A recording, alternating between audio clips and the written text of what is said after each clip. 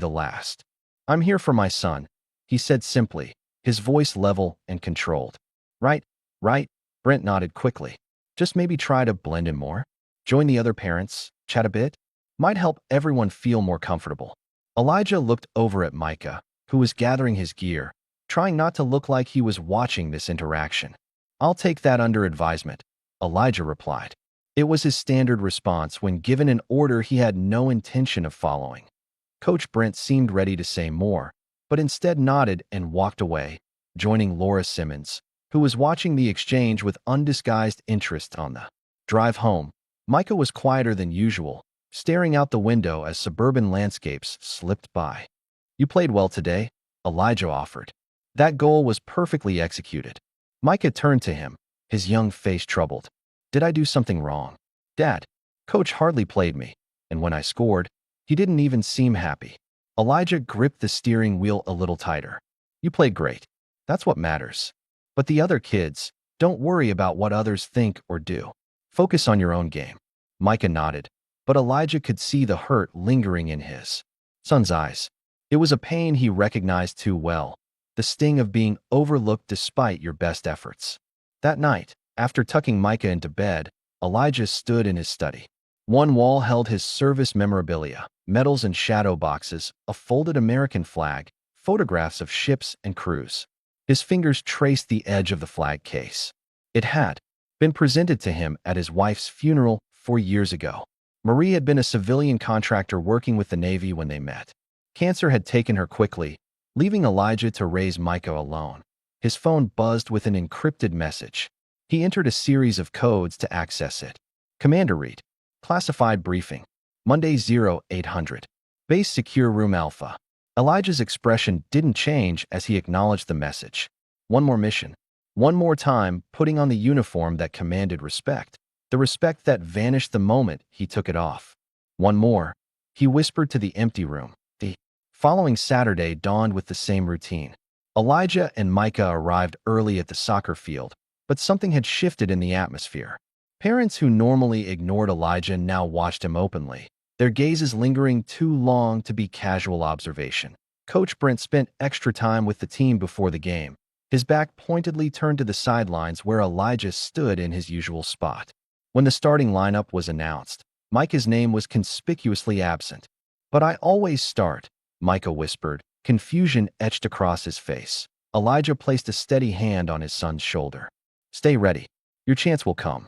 But the chance never came. Throughout the entire first half, Coach Brent didn't call Micah's name once.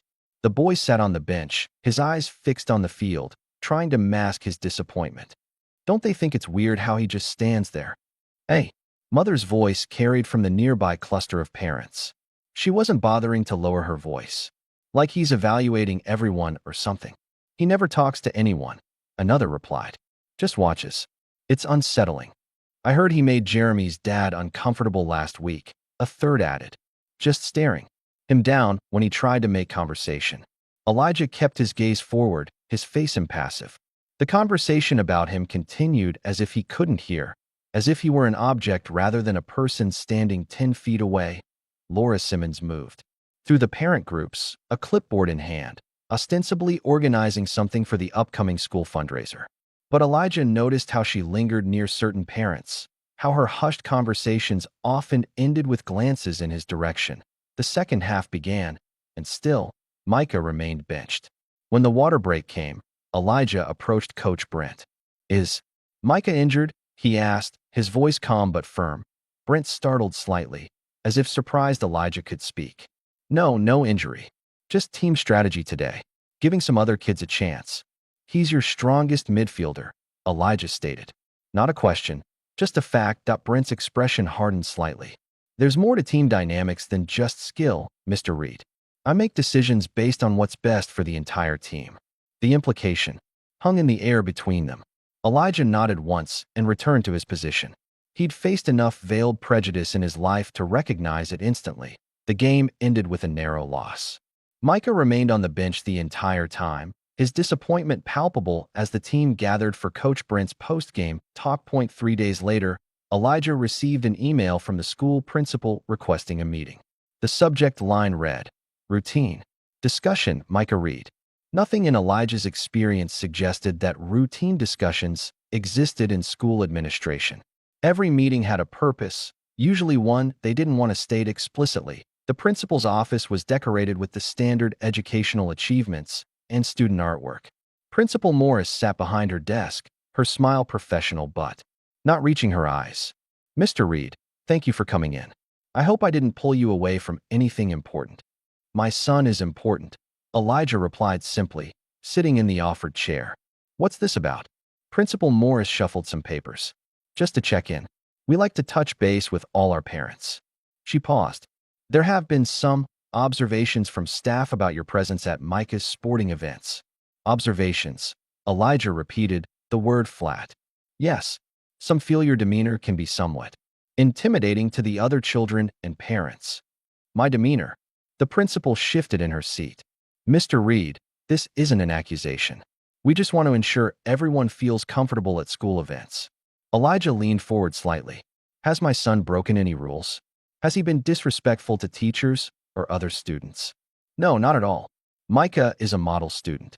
Then I'm struggling to understand why I'm here. Principal Morris sighed. Mr. Reed, we're simply asking for a bit more integration. Join the other parents. Participate in conversations. Your standing apart creates a perception that you're separate from the community. Elijah stood, his movement fluid and controlled. Thank you for your concern, Principal Morris. Is there anything else? The meeting ended without resolution. As Elijah walked through the school hallway, he noticed a janitor quickly removing something from Micah's locker. He quickened his pace and caught a glimpse of a piece of paper with the words "Creeps Kid" scrawled across it. The janitor looked startled when he realized Elijah had seen it. Sorry, sir. I was just taking this down before your boy saw it. Elijah's expression remained unchanged, but something cold settled in his chest. Thank you, he said quietly. That evening, Micah was unusually quiet during dinner. Elijah noticed, but didn't push. Years of military leadership had taught him that sometimes silence was necessary for processing. Dad, Micah finally said as they were clearing the dishes. Can I ask you something? Always. Why does Coach bench me now? I talked to him today after practice, and he said. Micah hesitated. He said sometimes it's not just about skill. It's about what your people bring. The plate in Elijah's hands nearly slipped. He set it down carefully before turning to his son. What exactly did he say? Micah shrugged, trying to appear nonchalant despite the hurt in his eyes. Just that. Then he walked away. The other kids don't talk to me much anymore either. Elijah knelt to eye level with his son. Micah, listen to me. There will always be people who try to make you feel smaller than you are. People who will judge you before knowing you. Your job isn't to make them comfortable. Your job is to stand tall in your truth. But why? Because some people fear what they don't understand. And sometimes, people like us get misunderstood a lot. Micah nodded slowly, absorbing his father's words. Later that night, Elijah's phone rang. The caller ID showed Jackson Daniels. Jax, his friend and colleague from the Navy. Eli, man, how's civilian life treating you? Jax's voice was casual, but Elijah detected the underlying concern. It's an adjustment. Yeah, I bet. A pause. Listen, words getting around. They're watching everything, Eli. Don't slip. You're too visible now. Elijah moved to his study, closing the door. Explain. That school thing. The soccer coach. It's making waves. Small-town drama has a way of escalating. Just be careful, man. After hanging up, Elijah sat in the darkness of his study. He'd faced enemy fire, led rescue missions in hurricane conditions, navigated political tensions in foreign ports. Yet somehow, this, standing on a soccer field watching his son play, had become a battleground. The following morning, he found Micah sitting on the back porch, knees pulled to his chest, eyes red-rimmed. Micah, Elijah sat beside him. What's wrong? Micah shook his head, wiping his eyes quickly. Nothing. I'm fine. Elijah didn't push. Instead, he sat in companionable silence, watching the sunrise paint the sky in shades of orange and pink. People will try to shrink you, he said finally. Don't let them. That afternoon, an email notification appeared on Elijah's phone. It was from another parent, someone he'd never spoken to, who had accidentally included him in a reply-all thread. The original email was from Coach Brent to several parents, including Laura Simmons, concerned about the looming presence on the sidelines. Creates an uncomfortable atmosphere for the other children and parents. Perhaps we should discuss appropriate boundaries. Laura's response was included. Let's ask him to step back. 4. The good of the team. Elijah read the thread twice, his expression unchanging. Then he composed a reply, careful to include everyone in the original email. I appreciate your concerns. However, I am not leaving my son's side. That is non-negotiable. If my presence is disruptive, perhaps we should examine why a father supporting his child quietly is perceived as threatening. I am open to discussion, but not to absence. Respectfully, Elijah Reed. He hit send before he could reconsider. The response was immediate. A flurry of backpedaling and apologies from parents who claimed they were just concerned about team dynamics. Coach Brent didn't respond at all. That night, Elijah sat at his desk reviewing the classified briefing materials from Monday's meeting. His mind kept drifting to the situation at Micah's school. As a commander, he'd learned to identify battle lines before they were formally drawn. This was escalating from whispers to action, and Micah was caught in the crossfire. His phone buzzed with a text from Lieutenant Vance. All set for next week, Commander. Team's ready. Elijah replied with a simple acknowledgement. In one world, he commanded respect that was unquestioned.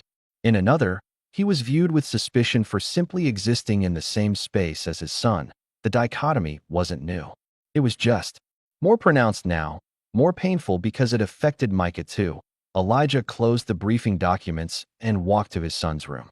Micah was asleep, his soccer trophies lining a shelf above his bed. Elijah stood in the doorway, watching his son's peaceful breathing. I won't let them diminish you, he whispered. Whatever it takes. He didn't yet know that whatever it takes would soon test every ounce of restraint he possessed and would change their lives in ways neither of them could imagine.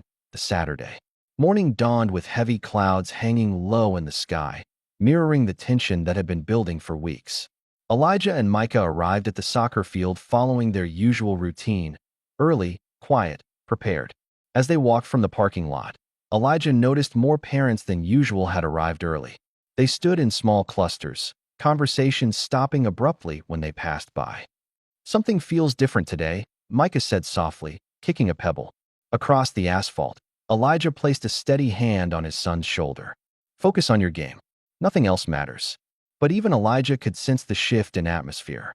Laura Simmons stood with Coach Brent near the equipment shed, both of them watching his approach with undisguised animosity. Several parents had their phones out, held casually at their sides but angled in his direction. Elijah set up his chair in his usual spot, slightly removed from the main parent section. He sat with his back straight, eyes forward, focusing on Micah as he joined his teammates for warm-ups. The familiar routine felt different today, charged with an electricity that reminded him of moments before operations went sideways. The game began, and to Elijah's surprise, Coach Brent put Micah in the starting lineup. But the reason became clear quickly.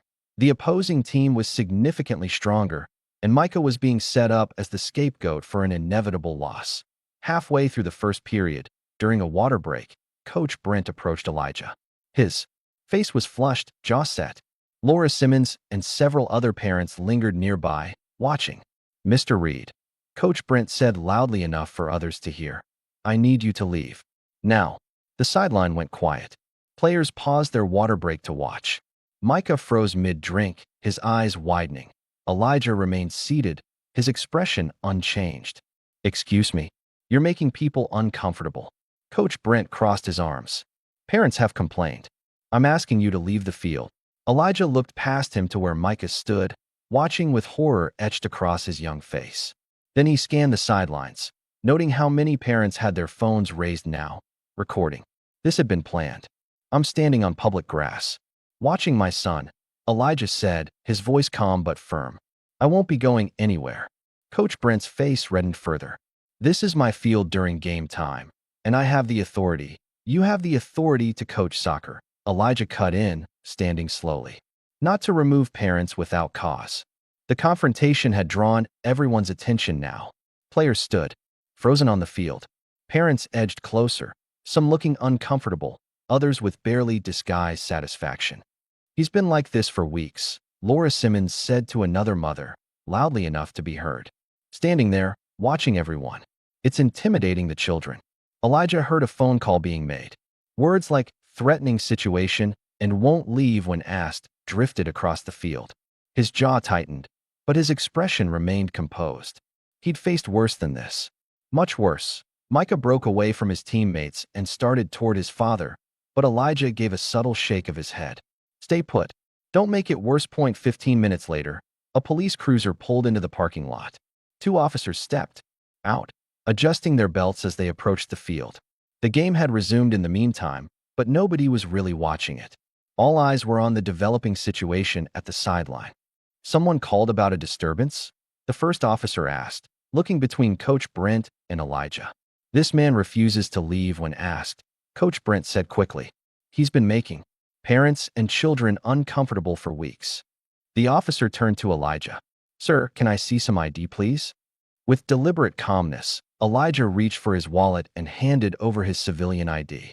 It was a simple driver's license with the name, E. Reed, and his address. Nothing more. The second officer took the ID, studying it. What's going on here today, Mr. Reed? I'm watching my son play soccer. Elijah replied evenly.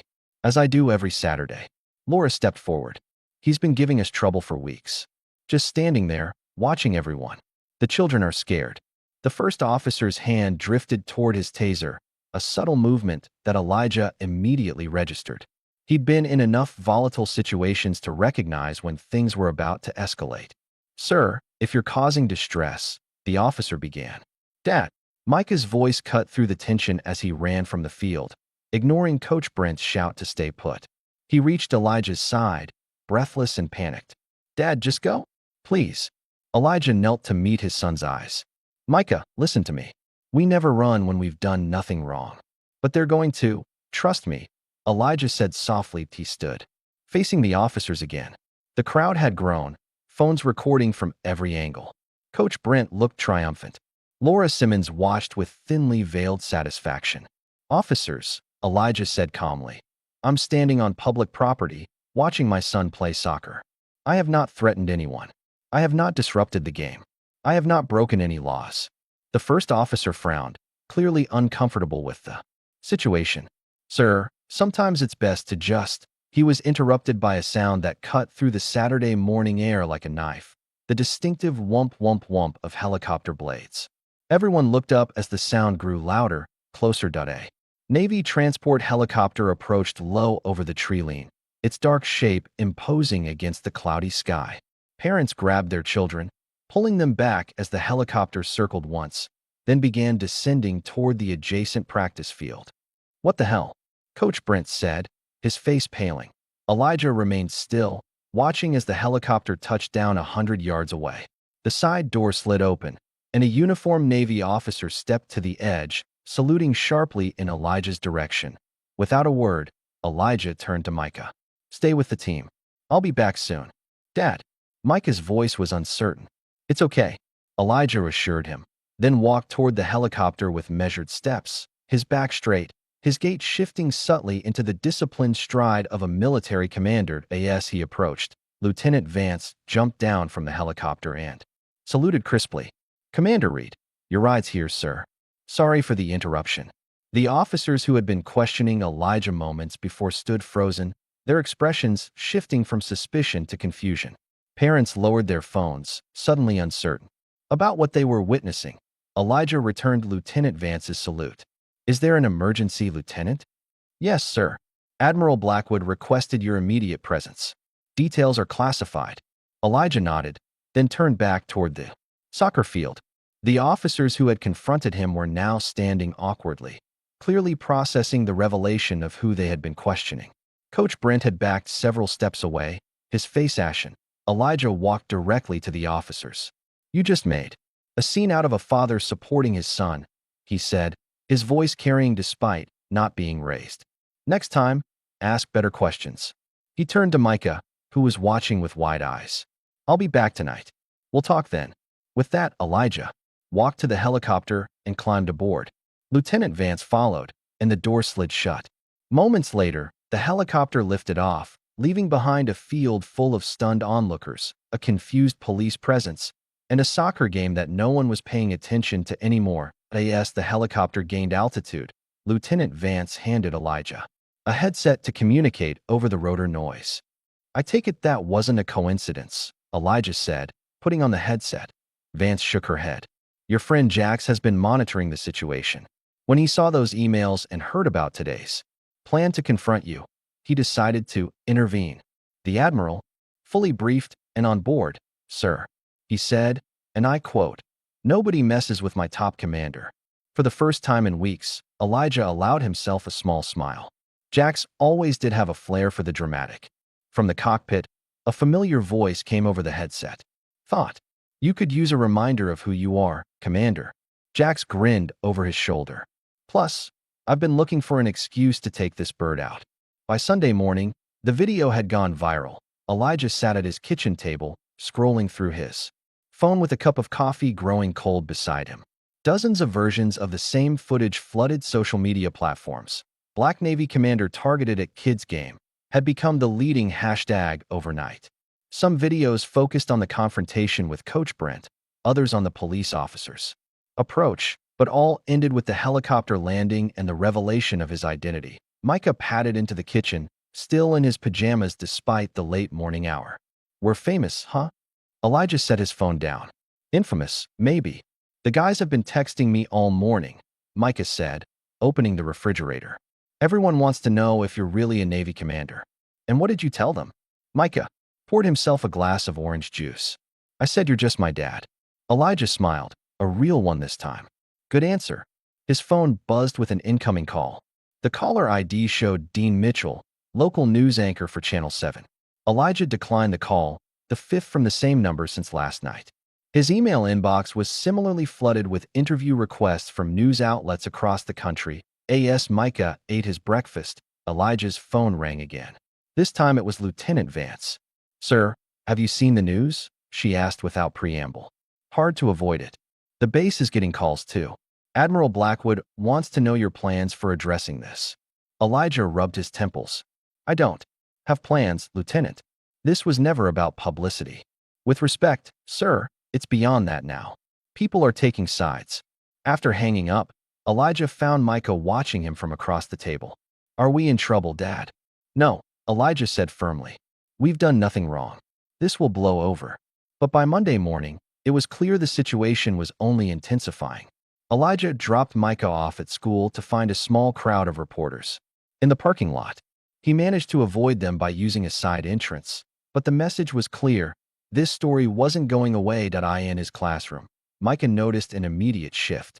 Classmates who had been avoiding him for weeks were suddenly fascinated, peppering him with questions about his father. Some apologized awkwardly for past behavior. Others kept their distance, clearly confused by the sudden reversal in Micah's social status. By lunchtime, Principal Morris had called an emergency faculty meeting. The video had been viewed millions of times, and the school was being flooded with calls from parents, media, and even military veterans groups expressing outrage over Elijah and Micah's treatment. Meanwhile, Laura Simmons was in full damage control mode. She'd released a statement calling the whole incident a regrettable misunderstanding and claiming that no one was aware of Commander Reed's military status. As if that should matter, Elijah muttered to himself when he read her statement. The implication was clear. If they'd known he was a Navy commander, they would have treated him with respect. But as just another black father, he was suspect. Coach Brent had gone silent, deleting his social media accounts after they were flooded with negative comments. The school board announced it would be reviewing the incident. That afternoon, Elijah received a call from the school. Micah had been involved in an altercation with another student who had made a comment about the incident. No one was hurt, but the principal requested Elijah's presence. When he arrived at the school, the atmosphere was noticeably tense. Staff members who had previously ignored him now nodded respectfully. Principal Morris greeted him with a forced smile. Commander Reed, thank you for coming in, she said, using his military title for the first time. It's Mr. Reed during school hours. Elijah corrected her calmly. I in her office. Micah sat in a chair, arms crossed defensively. A boy with a red face sat across from him. Micah defended himself verbally when Tyler here made some unfortunate comments about Saturday's events. Principal Morris explained. We've addressed the inappropriate language with Tyler, but I thought you should be aware. Elijah looked at his son. You okay? Micah nodded, not meeting his eyes. Can I have a moment with my son? Elijah asked. When they were alone, Micah finally looked up. He said you made a scene because you wanted attention, that you embarrassed everyone. Elijah took the seat next. To his son, what did you say back? That he didn't know anything about you, that you never wanted attention, you just wanted to watch me play. Micah hesitated. I didn't hit him, Dad. I wanted to, but I remembered what you said about control. Pride swelled in Elijah's chest. You did right. Why didn't you tell them? Micah asked suddenly. About being a commander? They would have treated you differently. The question hung in the air between them. Elijah considered his answer carefully. Because I shouldn't have to, he said finally. I shouldn't need a uniform. To be treated with basic respect. When they left the principal's office, they found Dean Mitchell waiting in the school lobby, cameraman in tow. He approached quickly, microphone extended. Commander Reed, Dean Mitchell, Channel 7 News. Could we get a statement about Saturday's events? The video has gone viral, and people want to hear your side. Elijah positioned himself between the camera and Micah. No comment. The public is very interested in your story, Dean pressed. Coach Carson has declined to comment, and Laura Simmons is claiming it was all a misunderstanding. Don't you want to set the record straight? What I want, Elijah said evenly, is to take my son home without cameras in his face. That's what I want, Mr. Mitchell. The news anchor had the grace to look embarrassed. He lowered the microphone slightly. Of course, but this story isn't going away, Commander. If you change your mind about that interview, call me. Better to control the narrative than have others define it for you. That evening, Elijah received an email from Principal Morris. The school board was calling an emergency meeting to address the unfortunate incident at the soccer field. They requested his presence to clear the air and move forward as a community. They want to save face, Lieutenant Vance said when he called her for advice. Make a public show of reconciliation so they don't look bad. I'm not interested in being their prop, Elijah replied. I understand that, sir. But this platform could be valuable, not just for you and Micah, but for others who might face similar treatment. Elijah was silent for a moment, considering her words. I'll think about it. After hanging up, he found Micah sitting on the back porch, staring at the stars emerging in the twilight sky. Kids at school are treating me differently now, Micah said without looking at his father. Some are being nice all of a sudden. Others are staying away completely. Elijah sat beside him. How do you feel about that? Micah shrugged, confused. I guess nothing about me changed. I'm still the same person I was last week when they were calling me Creep's kid and leaving me out. The pain in his son's voice cut Elijah deeper than any combat wound ever had. He'd faced discrimination throughout his life and career, but seeing Micah experience it, watching him process the ugly realities of how the world sometimes worked, was almost unbearable. People fear what they don't understand, Elijah said. And sometimes, when they discover they were wrong, they don't know how to make it right. So what do we do now? Elijah looked up at the same stars his son was watching. We keep standing our ground. With dignity. The next morning, a package arrived at their door. Inside was a Navy uniform freshly pressed and ready for wear, along with a note from Admiral Blackwood for the school meeting. Remind them who they're dealing with. Elijah smiled, but set the uniform aside. That wasn't the message he wanted to send. Meanwhile, Dean Mitchell had begun an investigative report on the incident. His news team interviewed other parents who had witnessed the confrontation, former military colleagues of Elijah's, and experts on racial bias.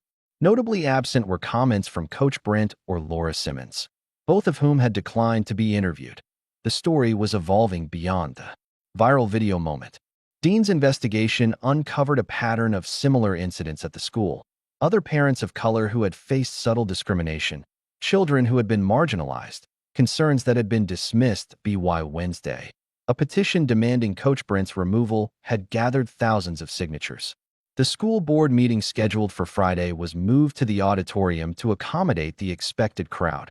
Laura Simmons attempted to reframe the narrative, sending an email to the PTA members characterizing the situation as a learning opportunity for the community and suggesting a diversity training program that she would personally oversee.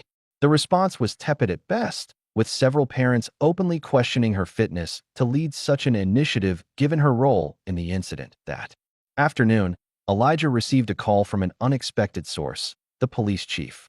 "Mr. Reed, I want to personally apologize for how my officers handled the situation on Saturday," the chief said. "They should have asked more questions before escalating the situation." "Thank you," Elijah replied, surprised by the call. "The officers involved will be receiving additional training, and I'd like to speak with you about possibly helping with that training when the dust settles." The chief's call was followed by others, from the mayor's office, from veterans groups, from parents at the school who wanted to express their support. The story had touched a nerve, forcing conversations that had long been avoided. Micah continued to attend school, holding his head high despite the awkward interactions and sudden attention. His soccer team practiced without Coach Brent, who had taken a leave of absence, pending the school board's review done on Thursday evening. Elijah sat with Micah reviewing his homework when the doorbell rang. Lieutenant Vance stood on the porch, in civilian clothes, holding a folder. "Commander, I thought you should see these before tomorrow's meeting," she said, handing him the folder once they were inside. Inside were emails and text messages between Coach Brent and Laura Simmons, obtained through Dean Mitchell's investigation. They revealed a deliberate campaign to remove Elijah from the sidelines, with explicit references to his race and comments about him being intimidating and not fitting in with the other parents. "How did Mitchell get these?" Elijah asked, his expression hardening as he read. "Anonymous source," Vance replied. "But the authenticity has been verified. Mitchell plans to include them in his report tomorrow night." After Vance left, Elijah sat alone in his study, reading through the messages. The naked prejudice was jarring, even though he'd suspected it all along. One exchange particularly stood out. "Laura, he just stands there watching. The silent shadow. It's creepy. Brent, I've tried to get him to leave, but he won't take the hint. His kid has talent, but the attitude is the same. Like they're entitled to special treatment." Elijah closed the folder, a cold anger settling in his chest. It wasn't about him anymore. It wasn't even about Micah. It was about a pattern that affected countless others who didn't have viral videos or Navy helicopters to highlight their stories. His phone rang. It was Dean Mitchell again. This time, Elijah answered. "Commander Reed, thank you for taking my call," Dean said, clearly surprised. "I'm finalizing my report for tomorrow's broadcast, and I wanted to give you one more opportunity to comment." Elijah was silent for a moment, weighing his options. Then he made a decision. "One interview," he said finally. "At the school, with the parents and kids watching. Nothing else." Dean's voice held barely contained excitement. "Agreed. Before the board meeting tomorrow." "After," Elijah corrected. "I want to hear what they have to say first." After hanging up, Elijah walked to Micah's room. His son was sitting on his bed, reading a book about naval aviation that Jax had given him. "There's going to be a lot of attention tomorrow," Elijah said, sitting on the edge of the bed. "How do you feel about that?" Micah considered the question. "Nervous. But also, I don't know. Like maybe it matters." "What matters?" "What happened to us. Maybe if people hear about it, it won't happen to someone else." Micah looked up at his father. "Is that why you're going to talk to the news guy? To help other people?" Elijah nodded slowly. "Partly, but mostly because you asked me a question I couldn't answer." "What question?" "Why I didn't tell them who I was." Elijah met his son's eyes. "The truth is, I shouldn't have had to. But staying silent didn't protect you. And that's my job, to protect you. Sometimes that means speaking up, even when I'd rather not." Micah nodded thoughtfully. "Dad, what if someone else goes through this, and their dad isn't a commander?" The question hit Elijah like a physical blow.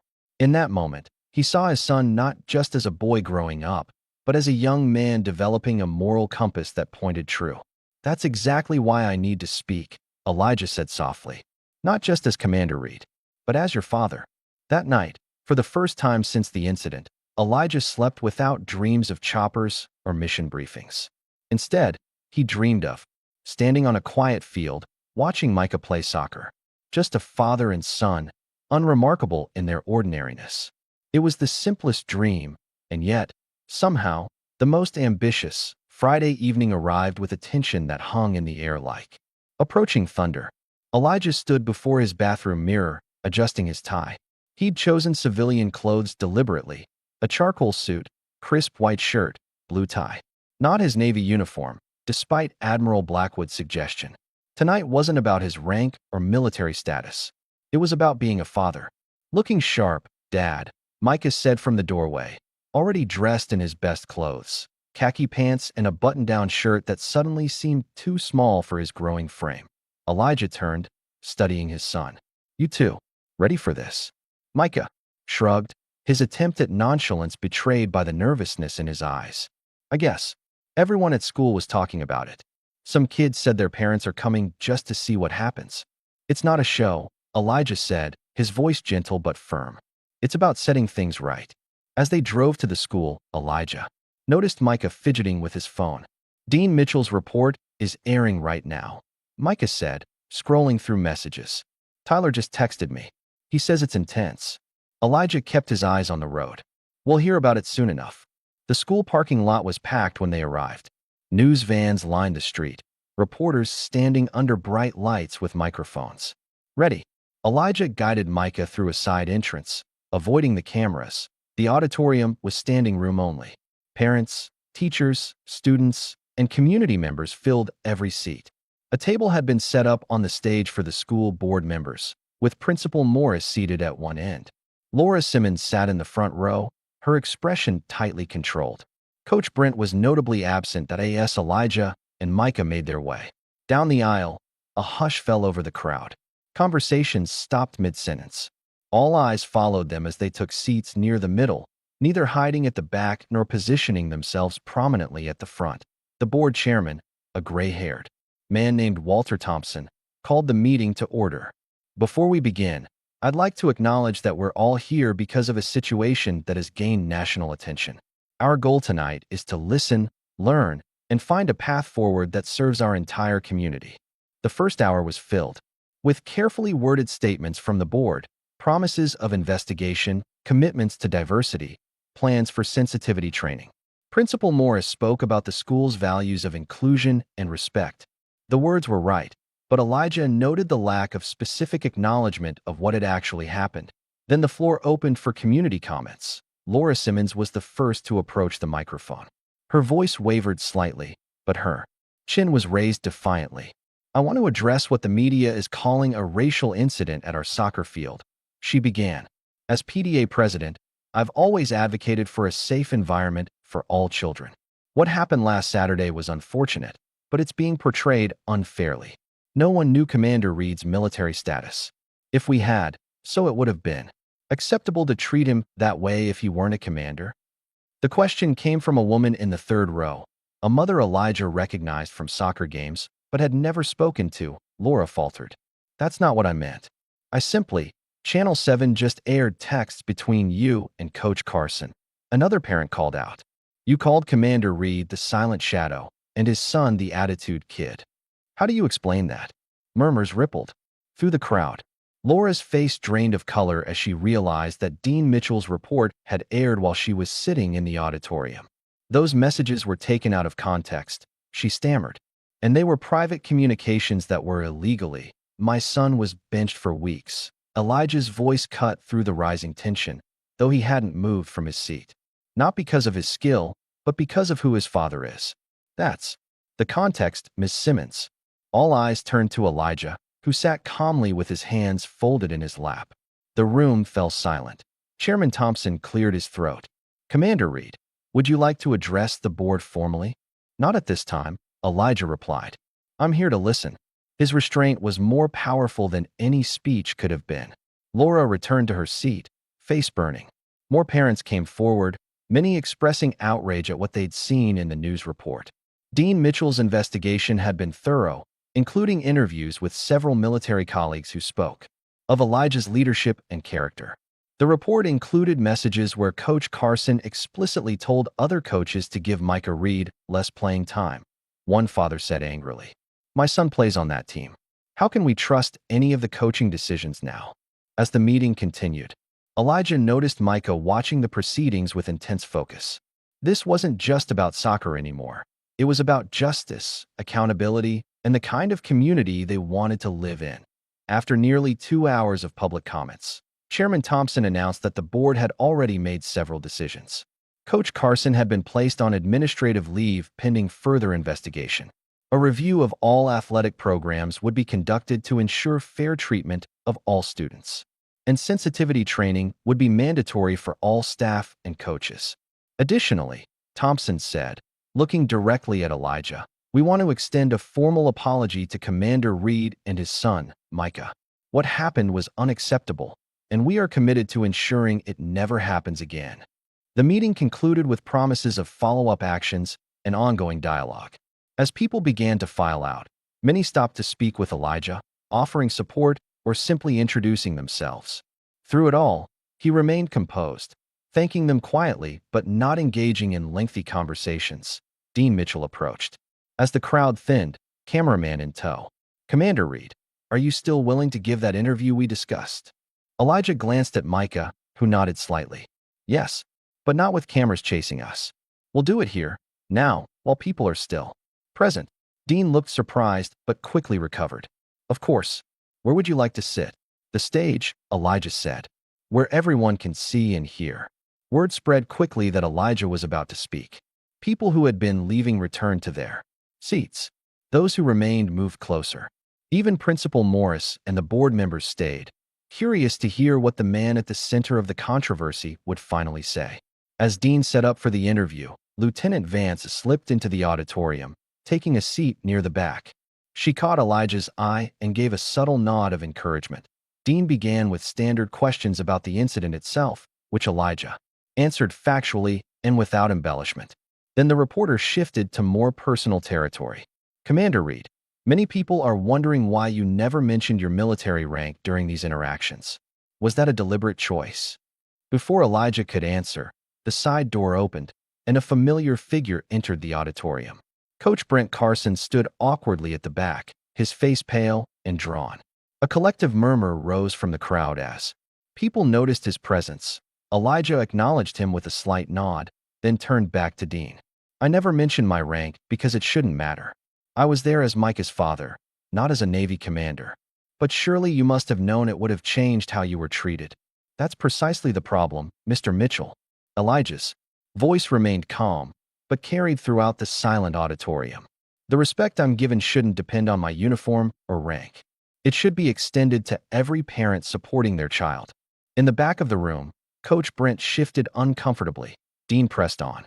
"Your colleagues describe you as a natural leader, someone who commands respect in high-pressure situations. Did you apply those same skills during this conflict?"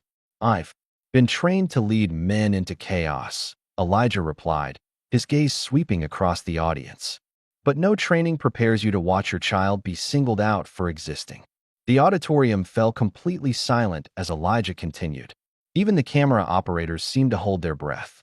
"The hardest missions I've led weren't the ones with enemy fire or rough seas," he said, his voice steady and measured. "They were the ones where I had to maintain composure when everything inside me wanted to react. That's what these past months have been. A mission to show my son how to face injustice with dignity." Dean leaned forward. "You addressed the parents directly. What would you say to them now?" Elijah's gaze swept across the audience, making eye contact with several parents he recognized from the sidelines. "You thought I was a threat because I didn't smile enough, because I stood still. But I was taught stillness as strength. I was taught to protect, even in silence." He paused, letting the words sink in. "What you saw as intimidating was simply a father watching over his child." As he spoke, Elijah's mind flashed back to moments from his military career, the helicopter extraction of civilians from a flooding coastline, the tense standoff with pirates in international waters, the night he'd lost 2 men under his command during a rescue operation gone wrong. Each memory carried its own weight, its own lesson in leadership and sacrifice. "I've stood watch in war zones," he continued. "I've made life-and-death decisions under fire. And yet, somehow, standing on that soccer field became my most difficult post, because I was watching my son navigate a battlefield I couldn't shield him from." Micah sat in the front row now, his eyes wide, taking in this side of his father he'd rarely seen. The commander, the leader, the man who carried responsibility with such quiet strength. "The silence you found so threatening?" Elijah said. "That was restraint. That was me choosing every Saturday not to respond to the whispers, the stares, the assumptions. Not because I didn't hear them, but because I wanted to teach my son that our dignity isn't determined by other people's perceptions. In the back of the auditorium, Coach Brent had moved further into the room, standing against the wall with his arms crossed defensively. His face showed a complex mixture of emotions: shame, defiance, confusion. Dean Mitchell gestured toward the audience. Some might say your military position gives you a platform that others in similar situations don't have. How do you respond to that? They'd be right, Elijah acknowledged. Which is why I'm speaking now. Not for myself, but for every parent who's been made to feel unwelcome in spaces where their children belong. For every child who's been overlooked because of who their parents are. A woman in the middle of the audience stood up suddenly. Elijah recognized her as one of the mothers who had been part of Laura's inner circle. I was part of the whispers, she said, her voice trembling. And I was wrong. My daughter plays with Micah, and I never once thought about how our actions were affecting him. I'm sorry. Her words seemed to break a dam. Another parent stood, and then another, each offering similar acknowledgments. The collective recognition of harm done hung heavy in the air. From his position at the back, Coach Brent stepped forward. I never meant, he began, but his words were met with an immediate reaction from the crowd. Murmurs turned to outright challenges. You benched a kid because of his father. You called the police on a parent for watching his son play. We saw the texts, Coach. We know exactly what you meant. Principal Morris quickly intervened, guiding Coach Brent toward a side exit as the tension in the room threatened to boil over. Elijah remained composed throughout the commotion. When order was restored, Dean continued the interview. Commander Reed, after everything that's happened, what do you want to see change? Elijah considered the question carefully. I want my son to be judged by his character and his actions, not by assumptions about who he is or where he comes from. I want that for every child. And I want parents to think carefully about the messages they send when they tolerate bias, even the quiet kind. The interview continued for another 20 minutes, covering Elijah's military career, his life as a single father after his wife's death, and his hopes for Micah's future. Throughout it all, he spoke with the same measured dignity that had characterized his silence on the sidelines. When Dean finally wrapped up, the audience rose to their feet in a spontaneous standing ovation. It wasn't the thunderous applause of entertainment, but the solemn recognition of truth spoken plainly. Elijah didn't bow or acknowledge the applause. He simply nodded once, shook Dean's hand, and stepped down from the stage to where Micah waited. They made their way through the crowd, accepting brief words of support, but not lingering. Lieutenant Vance fell into step beside them as they reached the exit. That was quite something, Commander, she said quietly. It needed to be said. Elijah replied, in the hallway outside the auditorium, away from the cameras and crowd. Micah suddenly wrapped his arms around his father's waist in a tight hug. You didn't just speak for me, Dad, he said, his voice muffled against Elijah's suit jacket. You spoke for a lot of kids like me. Elijah held his son close, one hand gently resting on the back of Micah's head. Then maybe it was worth breaking the silence. Lieutenant Vance discreetly stepped away, giving them privacy in the moment. When Micah finally pulled back, he wiped quickly at his eyes. Is it always going to be like this? He asked, the question carrying more weight than his young voice should have to bear. Elijah knelt to eye level with his son, placing his hands on Micah's shoulders. No, not always, and not everywhere. But when it is, you'll be ready. Because you know who you are, and that's something no one can take from you. As they walked toward the parking lot, Elijah noticed Dean Mitchell wrapping up a live broadcast near the school entrance. The reporter caught his eye and gave a respectful nod. In the distance, Laura Simmons hurried to her car, head down, avoiding eye contact with anyone. The consequences of her actions were only beginning to unfold. The night air was cool and clear as they drove home, the tension of the past weeks finally beginning to ease. Micah rolled down his window, letting the breeze ruffle his hair.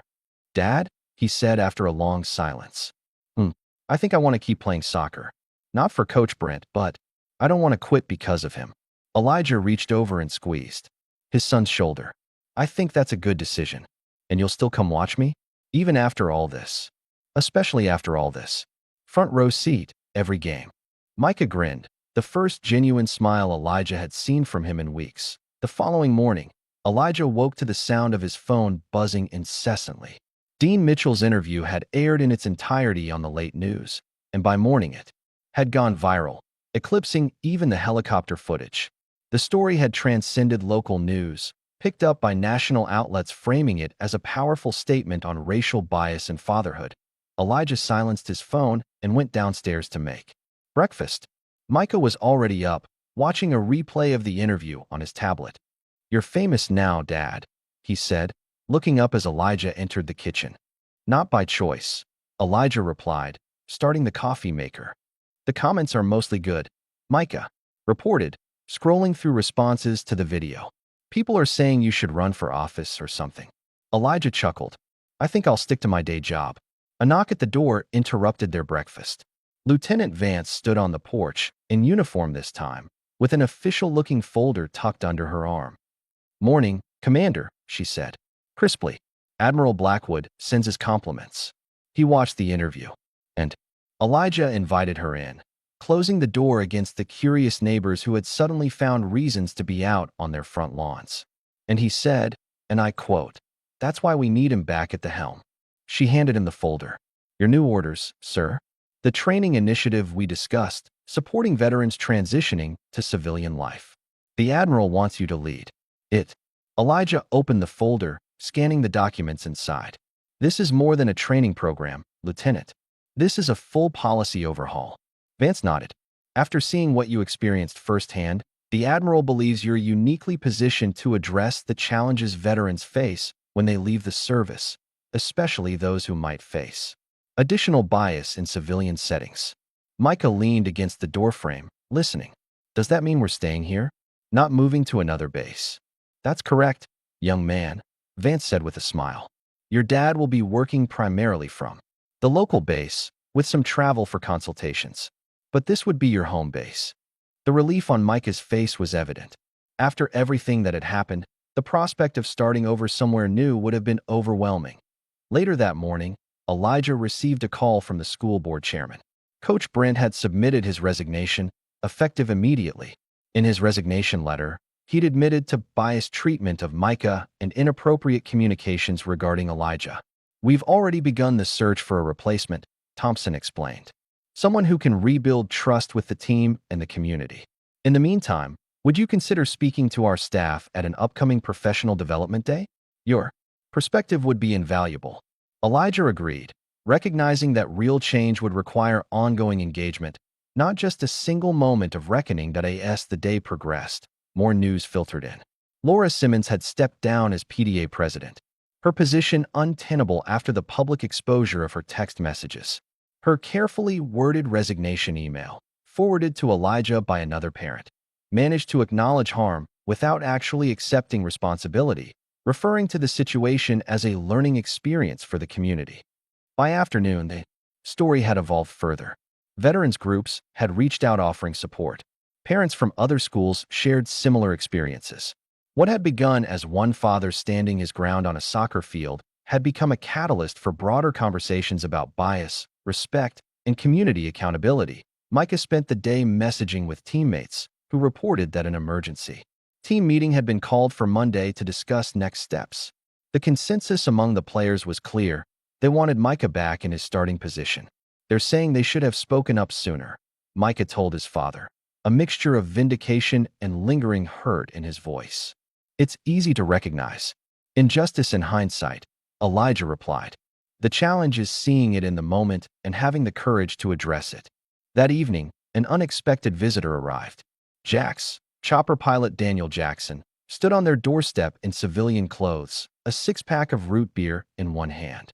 "Thought the man of the hour might want to celebrate," he said with a grin, handing the root beer to Micah. "You're the talk of the base, Commander."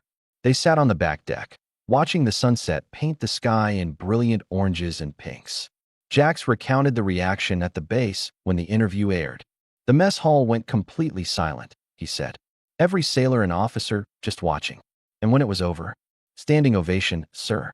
For what it's worth, you made a lot of people proud last night." "I just said what needed saying," Elijah replied. "That's what leaders do," Jax countered. "Say what needs saying when others won't." He turned to Micah. "Your dad's got a gift for that." Always has. As dusk settled around them, Jax shared stories from their deployments, the lighter moments, the times when Elijah's calm leadership had made the difference between success and failure. Micah listened intently, seeing his father through new eyes. Remember that hurricane evacuation? Jax asked. When you talked that family into the chopper, even though they were terrified of flying? Elijah nodded. The father was just trying to protect his kids. Fear looks like a lot of different things. Kind of like Coach Brent, Micah observed quietly. He was afraid too, wasn't he? Not of you, but of what you represented. Elijah and Jax exchanged surprised glances at the boys in sight. That's remarkably perceptive, Micah, Elijah said. I've been thinking about it a lot, Micah admitted. About why people acted the way they did. It doesn't make it okay, but I think I understand better now. Later, after Jax had left and Micah had gone to bed, Elijah sat alone on the deck, reflecting on the events of the past weeks. The night was quiet, a stark contrast to the public spotlight they'd been thrust into. His phone vibrated with a text from Lieutenant Vance. Saw this and thought of you. Attached was a photo of a handmade sign someone had placed at the soccer field. It read simply, "Everyone belongs here." A small smile crossed Elijah's face as he looked at the image. Change wouldn't happen overnight. There would still be sidelines where he wasn't welcome, still people who saw his presence as threatening rather than protective. But for tonight, in this moment, he allowed himself to feel that perhaps his silence, and then his words, had mattered. Inside, he checked on Micah, who was sleeping peacefully.